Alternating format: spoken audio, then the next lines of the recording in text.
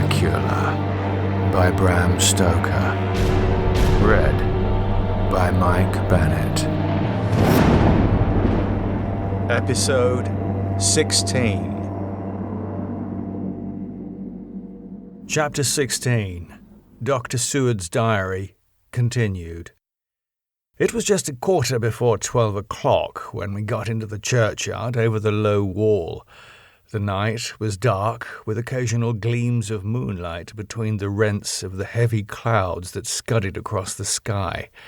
We all kept, somehow, close together, with Van Helsing slightly in front as he led the way.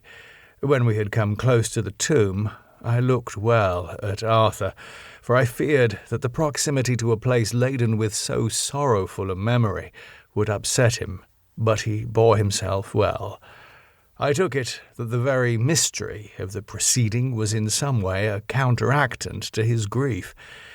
The professor unlocked the door, and seeing a natural hesitation amongst us for various reasons, solved the difficulty by entering first himself. The rest of us followed, and he closed the door. He then lit a dark lantern and pointed to the coffin. Arthur stepped forward hesitatingly. Van Helsing said to me, "You were with me here yesterday. Was the body of Miss Lucy in that coffin?" "It was." The professor turned to the rest, saying, "You hear? And yet there is no one who does not believe with me." He took his screwdriver and again took off the lid of the coffin. Arthur looked on, very pale but silent. When the lid was removed, he stepped forward. He evidently did not know that there was a leaden coffin, or at any rate had not thought of it.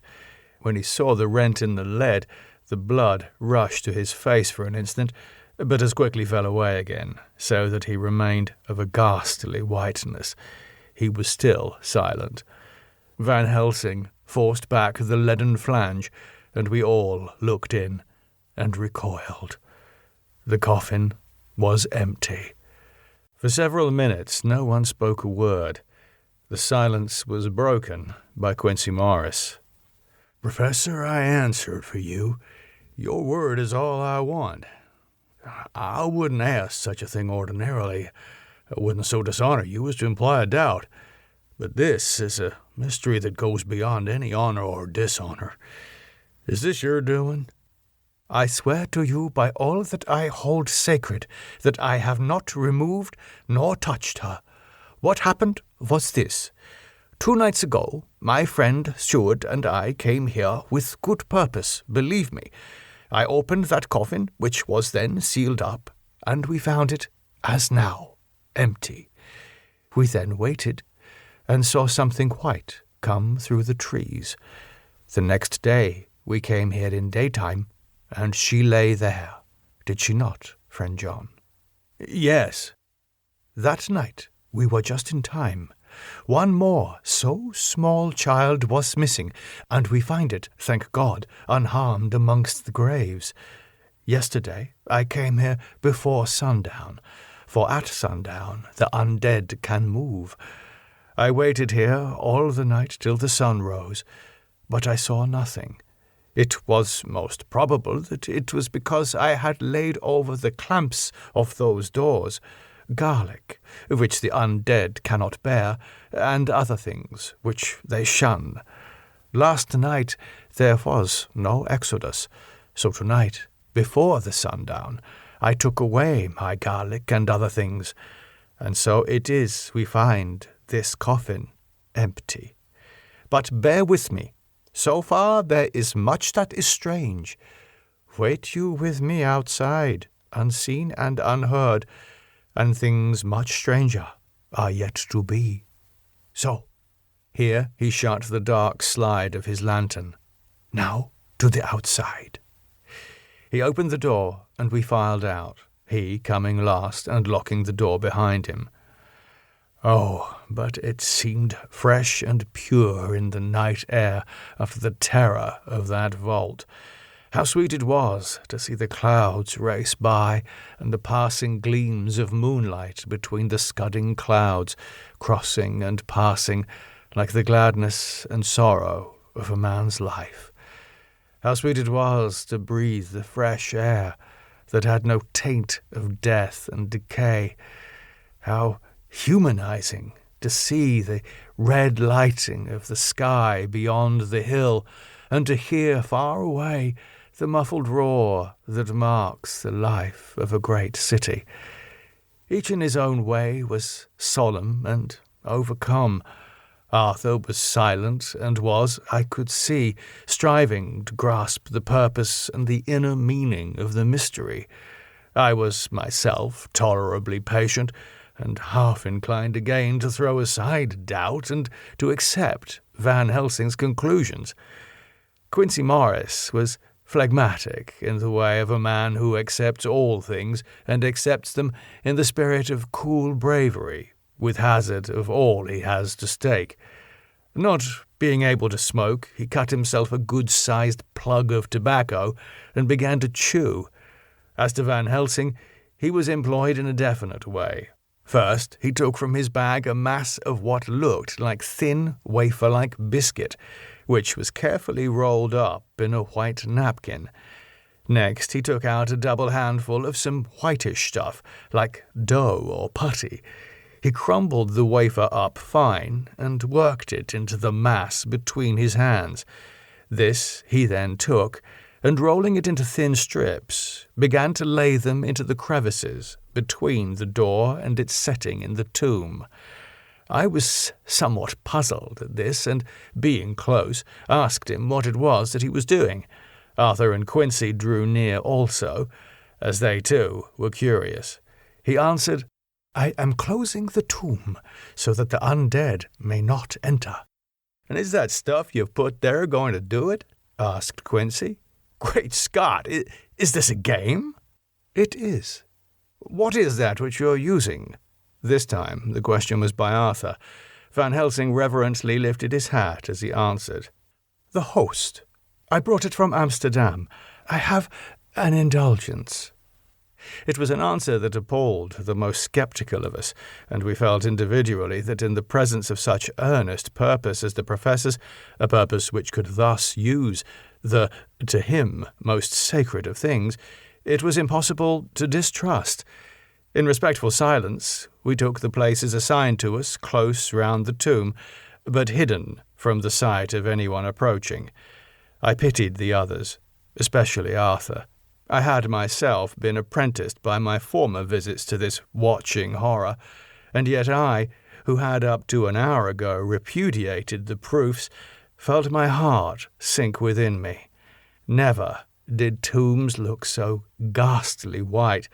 Never did cypress or yew or juniper so seem the embodiment of funereal gloom. Never did trees or grass wave or rustle so ominously. Never did bough creak so mysteriously, and never did the far-away howling of dogs send such a woeful presage through the night. There was a long spell of silence, a big, aching void, and then from the Professor a keen "sssss."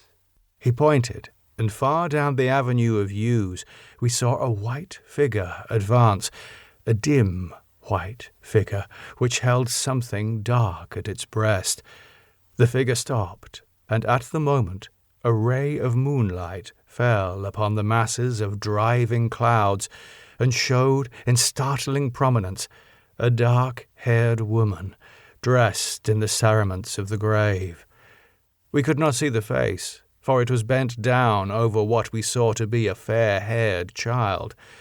There was a pause, and a sharp little cry, such as a child gives in sleep, or a dog as it lies before the fire and dreams. We were starting forward, but the Professor's warning hand, seen by us as he stood behind a yew tree, kept us back. And then, as we looked, the white figure moved forwards again. It was now near enough for us to see clearly, and the moonlight still held. My own heart grew cold as ice, as I could hear the gasp of Arthur as we recognized the features of Lucy Westenra. Lucy Westenra, but yet how changed! The sweetness was turned to adamantine, heartless cruelty, and the purity to voluptuous wantonness. Van Helsing stepped out, and, obedient to his gesture, we all advanced too. The four of us ranged in a line before the door of the tomb. Van Helsing raised his lantern and drew the slide.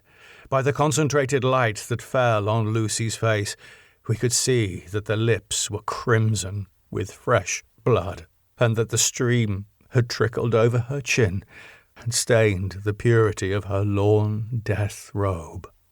We shuddered with horror. I could see by the tremulous light that even Van Helsing's iron nerve had failed. Arthur was next to me, and if I had not seized his arm and held him up, he would have fallen. When Lucy, I call the thing that was before us Lucy because it bore her shape, saw us, she drew back with an angry snarl, such as a cat gives when taken unawares. Then her eyes ranged over us. Lucy's eyes in form and colour, but Lucy's eyes unclean and full of hell fire, instead of the pure, gentle orbs we knew. At that moment, the remnant of my love passed into hate and loathing. Had she then to be killed, I could have done it with savage delight. As she looked, her eyes blazed with unholy light, and the face became wreathed with a voluptuous smile. Oh God, how it made me shudder to see it! With a careless motion, she flung to the ground, callous as a devil, the child that up to now she had clutched strenuously to her breast, growling over it as a dog growls over a bone. The child gave a sharp cry and lay there moaning. There was a cold-bloodedness in the act which wrung a groan from Arthur. When she advanced to him with outstretched arms and a wanton smile, he fell back and hid his face in his hands. Still she advanced, however, and with a languorous, voluptuous grace said, "Come to me, Arthur. Leave these others and come to me. My arms are hungry for you. Come, and we can rest together. Come, my husband, come." There was something diabolically sweet in her tones, something of the tingling of glass when struck, which rang through the brains even of us who heard the words addressed to another. As for Arthur, he seemed under a spell. Moving his hands from his face, he opened wide his arms. She was leaping for them when Van Helsing sprang forward and held between them his little golden crucifix. She recoiled from it, and, with a suddenly distorted face, full of rage, dashed past him as if to enter the tomb. When within a foot or two of the door, however, she stopped, as if arrested by some irresistible force. Then she turned, and her face was shown in the clear burst of moonlight and by the lamp, which had now no quiver from Van Helsing's iron nerves. Never did I see such baffled malice on a face, and never, I trust, shall such ever be seen again by mortal eyes. The beautiful colour became livid. The eyes seemed to throw out sparks of hellfire. The brows were wrinkled as though the folds of the flesh were the coils of Medusa's snakes, and the lovely, blood-stained mouth grew to an open square, as in the passion masks of the Greeks and Japanese. If ever a face meant death, if looks could kill, we saw it at that moment. And so, for a full half-minute, which seemed an eternity, she remained between the lifted crucifix and the sacred closing of her means of entry. Van Helsing broke the silence by asking Arthur, "Answer me, my friend. Am I to proceed in my work?" Arthur threw himself on his knees and hid his face in his hands as he answered, "Do as you will, my friend. Do as you will. There can be no horror like this ever any more." And he groaned in spirit. Quincy and I simultaneously moved towards him and took his arms. We could hear the click of the closing lantern as Van Helsing held it down. Coming close to the tomb, he began to remove from the chinks some of the sacred emblem which he had placed there. We all looked on in horrified amazement as we saw, when he stood back, the woman with a corporeal body as real at that moment as our own, pass in through the interstices where scarce a knife blade could have gone. We all felt a glad sense of relief when we saw the professor calmly restoring the strings of putty to the edges of the door. When this was done, he lifted the child and said, "Come now, my friends, we can do no more till tomorrow. There is a funeral at noon, so here we shall all come before long after that.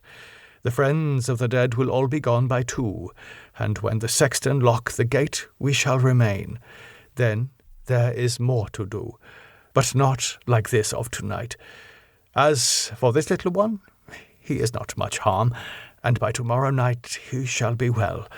We shall leave him where the police will find him, as on the other night, and then to home."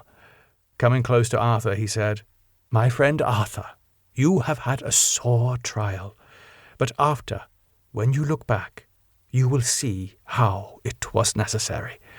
You are now in the bitter waters, my child. By this time tomorrow you will, please God, have passed them, and have drunk of the sweet waters. So do not mourn overmuch. Till then, I shall not ask you to forgive me." Arthur and Quincy came home with me, and we tried to cheer each other on the way. We had left the child in safety, and were tired, so we all slept with more or less reality of sleep. 29th September, night. A little before 12 o'clock, we 3, Arthur, Quincy Morris, and myself, called for the professor. It was odd to notice that by common consent we had all put on black clothes. Of course, Arthur wore black, for he was in deep mourning, but the rest of us wore it by instinct. We got to the churchyard by 1:30 and strolled about, keeping out of official observation, so that when the grave diggers had completed their task, and the sexton, under the belief that everyone had gone, had locked the gate, we had the place all to ourselves. Van Helsing, instead of his little black bag, had with him a long leather one, something like a cricketing bag. It was manifestly of fair weight. When we were alone, and had heard the last of the footsteps die out up the road, we silently, and as if by ordered intention, followed the professor to the tomb. He unlocked the door, and we entered, closing it behind us. Then he took from his bag the lantern, which he lit, and also 2 wax candles, which, when lighted, he stuck by melting their own ends on other coffins, so that they might give light sufficient to work by. When he again lifted the lid off Lucy's coffin, we all looked, Arthur trembling like an aspen, and saw that the body lay there in all its death beauty. But there was no love in my own heart, nothing but loathing for the foul thing which had taken Lucy's shape without her soul. I could see even Arthur's face grow hard as he looked. Presently he said to Van Helsing, "Is this really Lucy's body, or only a demon in her shape?" "It is her body, and yet not it. But wait a while, and soon you all see her as she was, and is. She seemed like a nightmare of Lucy as she lay there, the pointed teeth, the blood-stained, voluptuous mouth, which it made one shudder to see, the whole carnal and unspiritual appearance, seeming like a devilish mockery of Lucy's sweet purity. Van Helsing, with his usual methodicalness, began taking the various contents from his bag and placing them ready for use. First he took out a soldering iron and some plumbing solder, and then a small oil lamp, which gave out when lit in a corner of the tomb, gas which burned at a fierce heat with a blue flame, then his operating knives, which he placed to hand, and last, a round wooden stake, some 2.5 or 3 inches thick, and about 3 feet long. One end of it was hardened by charring in the fire, and was sharpened to a fine point. With this stake came a heavy hammer, such as in households is used in the coal cellar for breaking the lumps. To me, a doctor's preparations for work of any kind are stimulating and bracing, but the effect of these things on both Arthur and Quincy was to cause them a sort of consternation. They both, however, kept their courage and remained silent and quiet. When all was ready, Van Helsing said, "Before we do anything, let me tell you this. It is out of the lore and experience of the ancients and all those who have studied the powers of the undead. When they become such, there comes with the change the curse of immortality. They cannot die, but must go on, age after age, adding new victims and multiplying the evils of the world. For all that die from the preying of the undead becomes themselves undead, and prey on their kind. And so the circle goes on, ever widening, like as the ripples from a stone thrown in the water. Friend Arthur, if you had met that kiss, which you know of, before poor Lucy died, or again last night when you opened your arms to her, you would, in time, when you had died, have become Nosferatu, as they call it in Eastern Europe, and would, all time, make more of those undeads that have so fill us with horror. The career of this so unhappy dear lady is but just begun. Those children whose blood she suck are not as yet so much the worse. But if she live on undead, more and more they lose their blood, and by her power over them they come to her. And so she draw their blood with that so wicked mouth. But if she die in truth, then all cease. The tiny wounds on the throats disappear, and they go back to their plays, unknowing ever of what has been. But of the most blessed of all, when this now undead be made to rest as true dead, then the soul of the poor lady whom we all love shall again be free. Instead of working wickedness by night and growing more debased in the assimilating of it by day, she shall take her place with the other angels, so that, my friend, it will be a blessed hand for her that shall strike the blow that sets her free. To this I am willing, but is there none amongst us who has a better right? Will it be no joy to think of hereafter in the silence of the night, when sleep is not? It was my hand that sent her to the stars. It was the hand of him that loved her best, the hand that of all she would herself have chosen, had it been to her to choose.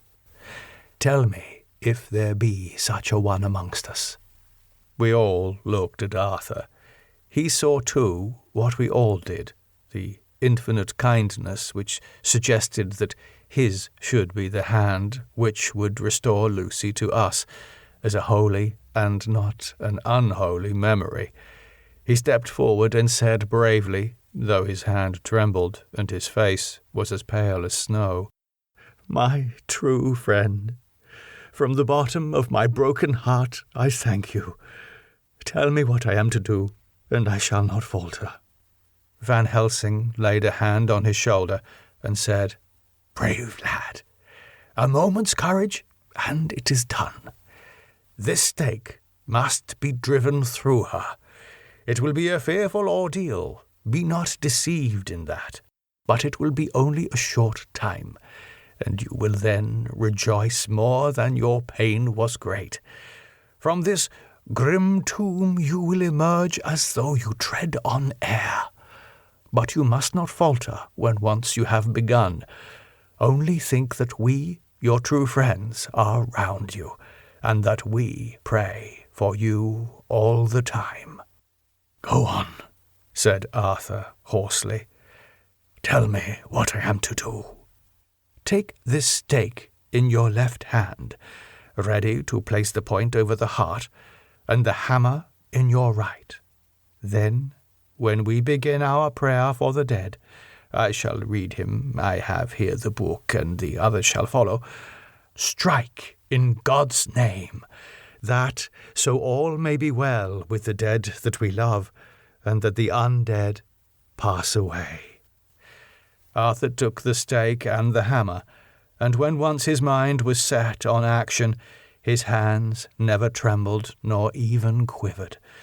Van Helsing opened his missal and began to read, and Quincy and I followed as we could. Arthur placed the point over the heart, and as I looked, I could see its dint in the white flesh. Then he struck with all his might. The thing in the coffin writhed, and a hideous, blood-curdling screech came from the opened red lips. The body shook and quivered and twisted in wild contortions. The sharp white teeth champed together till the lips were cut and the mouth was smeared with a crimson foam. But Arthur never faltered. He looked like a figure of Thor as his untrembling arm rose and fell, driving deeper and deeper the mercy-bearing stake, whilst the blood from the pierced heart welled and spurted up around it. His face was set, and high duty seemed to shine through it. The sight of it gave us courage, so that our voices seemed to ring through the little vault. And then the writhing and quivering of the body became less, and the teeth seemed to champ, and the face to quiver. Finally, it lay still.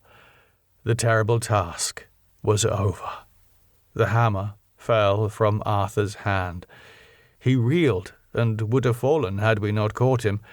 The great drops of sweat sprang from his forehead, and his breath came in broken gasps. It had indeed been an awful strain on him, and had he not been forced to his task by more than human considerations, he could never have gone through with it. For a few minutes we were so taken up with him that we did not look towards the coffin. When we did, however, a murmur of startled surprise ran from one to the other of us. We gazed so eagerly that Arthur rose, for he had been seated on the ground, and came and looked too. And then a glad, strange light broke over his face, and dispelled altogether the gloom of horror that lay upon it. There, in the coffin, lay no longer the foul thing that we had so dreaded and grown to hate, that the work of her destruction was yielded as a privilege to the one best entitled to it, but Lucy, as we had seen her in her life, with her face of unequalled sweetness and purity. True that there were there, as we had seen them in life, the traces of care and pain and waste, but these were all dear to us, for they marked her truth to what we knew. One and all we felt that the holy calm that lay like sunshine over the wasted face and form was only an earthly token and symbol of the calm that was to reign forever. Van Helsing came and laid his hand on Arthur's shoulder and said to him, "And now, Arthur, my friend, dear lad, am I not forgiven?" The reaction of the terrible strain came as he took the old man's hand in his, and raising it to his lips, pressed it and said, "Forgiven. God bless you that you have given my dear one her soul again, and me peace." He put his hands on the professor's shoulder, and laying his head on his breast, cried for a while, silently, whilst we stood unmoving. When he raised his head, Van Helsing said to him. "And now, my child, you may kiss her. Kiss her dead lips, if you will, as she would have you to, if for her to choose. For she is not a grinning devil now, not any more a foul thing for all eternity. No longer she is the devil's undead. She is God's true dead, whose soul is with him." Arthur bent and kissed her, and then we sent him and Quincy out of the tomb. The professor and I sawed the top off the stake, leaving the point of it in the body. Then we cut off the head and filled the mouth with garlic. We soldered up the leaden coffin, screwed on the coffin lid, and gathering up our belongings, came away. When the professor locked the door, he gave the key to Arthur. Outside, the air was sweet, the sun shone and the birds sang, and it seemed as if all nature were tuned to a different pitch. There was gladness and mirth and peace everywhere, for we were at rest ourselves on one account, and we were glad, though it was with a tempered joy. Before we moved away, Van Helsing said, "Now, my friends, one step of our work is done, one the most harrowing to ourselves. But there remains a greater task, to find out the author of all this, our sorrow, and to stamp him out. I have clues which we can follow, but it is a long task, and a difficult, and there is danger in it, and pain. Shall you not all help me? We have learned to believe, all of us. Is it not so? And, since so, do we not see our duty? Yes. And do we not promise to go on to the bitter end?" Each in turn, we took his hand, and the promise was made. "Then," said the professor as we moved off, 2 nights hence you shall meet with me and dine together at 7 of the clock with friend John. I shall entreat 2 others, 2 that you know not as yet, and I shall be ready to all our work show and our plans unfold. Friend John, you come with me home, for I have much to consult about, and you can help me. Tonight I leave for Amsterdam, but shall return tomorrow night, and then begins our great quest. But first I shall have much to say, so that you may know what is to do and to dread.